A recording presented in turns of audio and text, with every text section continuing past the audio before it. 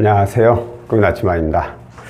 오늘은 채무자분이 카드론 대안대출에 대해서 문의를 주셔서 그 내용을 가지고 좀 얘기를 해볼까 합니다. 현재 이분은 직장 다니시고 4대 보험 되시고 2019년 7월 달에 입사해 가지고 연봉이 현재 4,800만 원 정도 되시는 분입니다. 이분께서 현재 이용 중인 대출은 카드론 5천만 원, 그리고 또 다른 카드론 3,200만 원. 이 두 건뿐이에요. 더 이상 대출이 없어요. 아니 19년도 7월 달 연봉 4,800. 왜 은행 대출을 전혀 이용하지 않고 카드론만 이렇게 이용을 하고 있을까 궁금해서 이 사연을 여쭤보니까 예전에 저와 비슷한 경험을 겪은 분인 것 같아요.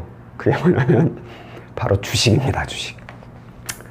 주식에 대해서 어떤 소스가 있다고 들어서 종토바에 가입을 해가지고 그거 믿고 덜커덕 대출 받아서 주식을 매입을 한 거예요.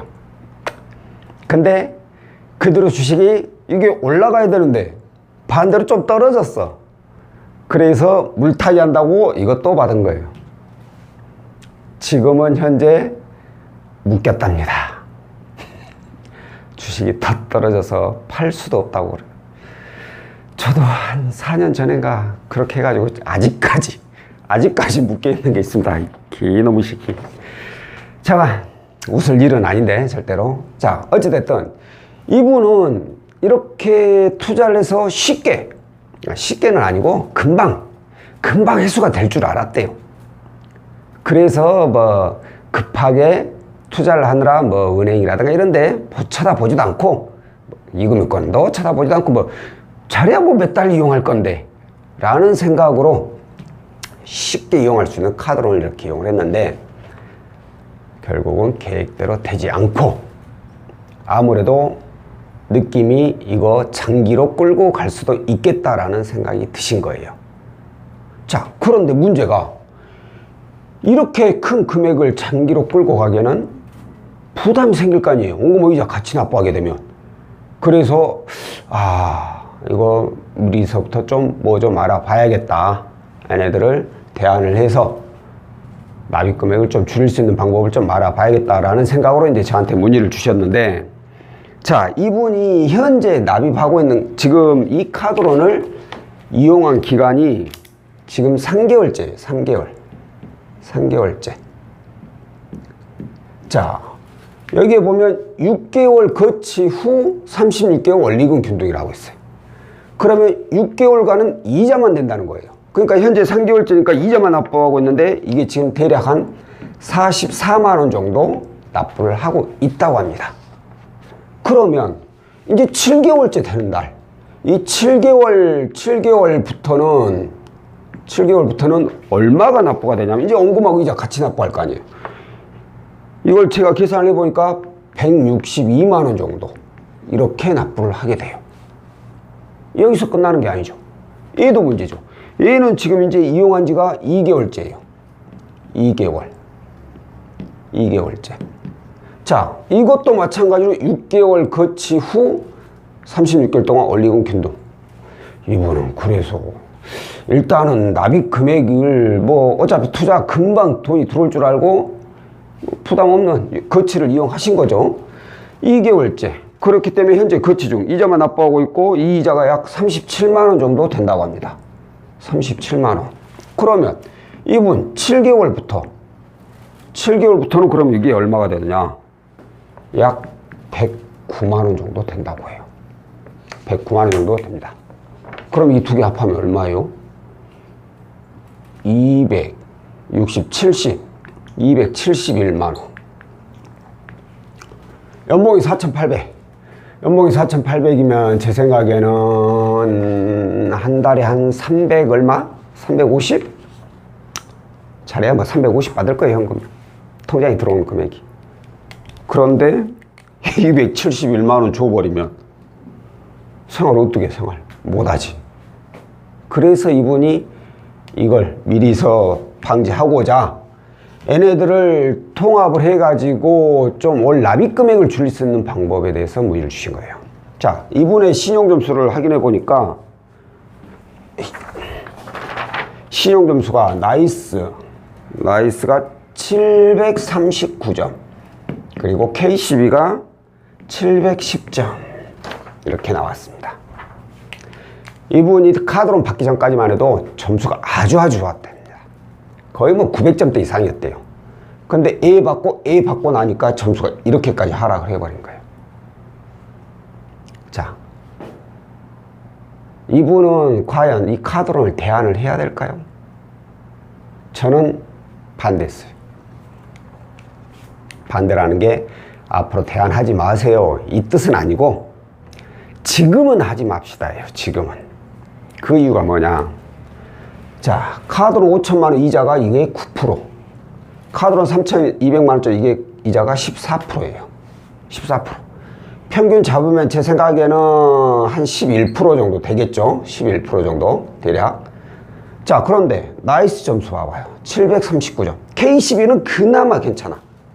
나이스 739점. 이 점수라면 만약에 얘네들 대안이 된다고 하더라도 적용되는 이자가 이 11%보다는 월등히 높다라는 거야. 적게도 아니고, 아니 조금 오른 것도 아니고 많이 오른다는 거예요. 이자가. 점수가 안 좋다는 거예요.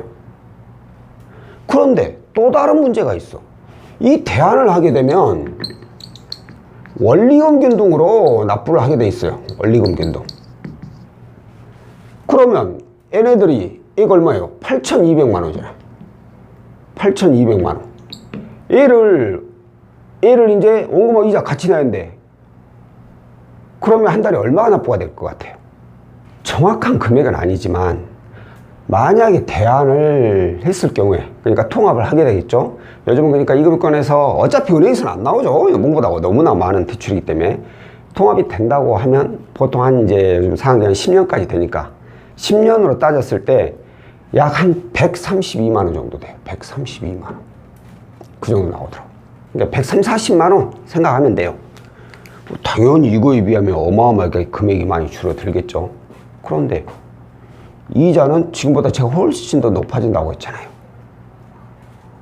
지금 당장 뭐 132만 원, 그 정도는 감당하니까 그럼 이렇게 대안을 할게요 라고 할 수는 있어요. 근데 지금 하지 말자고 했죠. 하더라도 7개월째. 그러니까 얘는 첫 달이 얘보다 한 달 늦죠. 이제 2개월, 얘는 3개월이니까. 그러니까 뭐 짧으면 3개월 뒤, 길면 4개월 뒤에 하자는 거죠. 왜 그러냐면 지금 신용금수가 이렇게 낮은데 지금 납입하고 있는 게 44만 원, 37만 원, 한 뭐 70, 80만 원 정도밖에 안 되는데 부담이 없잖아요. 근데 굳이 점수가 낮은 상황에서 대안해서 이렇게 납부는 가능하겠지만 높은 이자를 이용할 필요가 없다라는 거죠. 이 얘기는 곧 짧게는 제가 3개월에서 길게는 4개월이 지나야 4개월 후에 보자고 했잖아요. 그러면 3에서 4개월 정도 지나면 이 신용점수가 가만히 있겠냐 이거예요. 여기에서 제 생각에는 이보다는 더 올라갑니다. 뭐 몇 점이 올라갈지는 저는 모르겠지만 차후간 지금보다는 올라갈 거예요. 그러면 그때 가서 조율을 하게 되면 예를 들어서 지금 뭐 18%, 이 정도면 18%, 17% 이렇게 나오겠죠.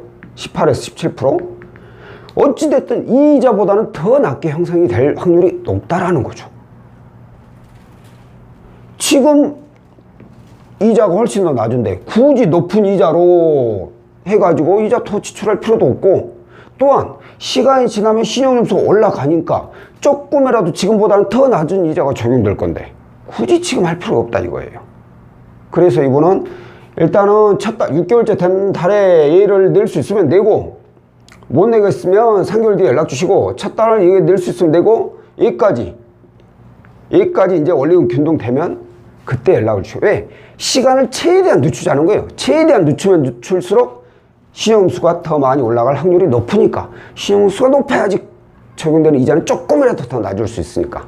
그러니까 최대한 늦추고 나서 그때 연락을 주세요 라고 얘기를 하고 상담을 마쳤어요. 자, 카드론 이렇게 많이 쓰시는 분들 당연히 대안대출을 해야죠. 통합을 해야죠. 그래야지 신용 점수도 올릴 수 있고 월납입 금액도 줄여가지고 생활하는데 부담도 줄일 수 있는 거죠. 하지만 그냥 무턱대고 그냥 내가 카드론 썼으니까 하고 대안을 하는 게 아니라 이분처럼 상황을 보고 언제 대안을 하는 게 가장 알맞을지 그걸 판단을 하고 결정을 하시는 게 중요하다는 겁니다. 자, 오늘 영상은 여기까지고요. 다음번에 또 다른 내용으로 찾아뵙도록 하겠습니다. 고맙습니다.